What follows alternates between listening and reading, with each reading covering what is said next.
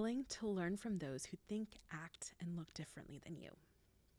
In the passage in Acts chapter 6 today, we see the disciples hear some pretty horrendous news.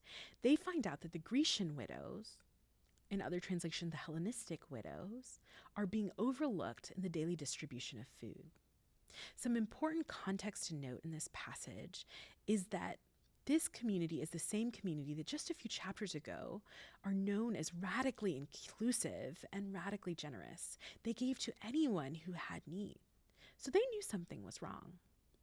The other thing to note is that the Grecian widows were ethnically Gentile and the Hebraic widows were ethnically Jewish.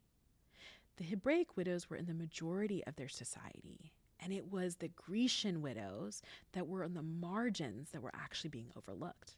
Friends, this is a justice and equity issue, and that's why the disciples step in, because they know something is wrong.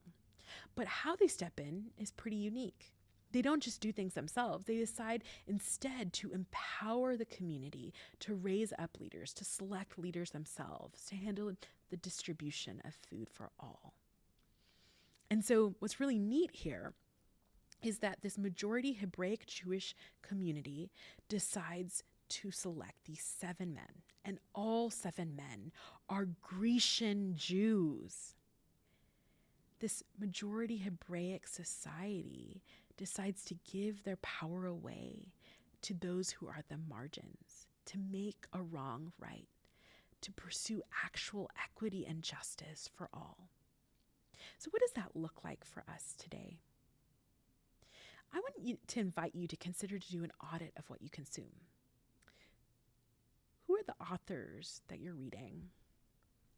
What are the movies that you're watching, the podcasts that you're listening to? Are they all led by voices who sound like yours? Are they all led by people who look like you, who think like you, who experience the world like you? Or are they instead led by those who are in the margins of our society?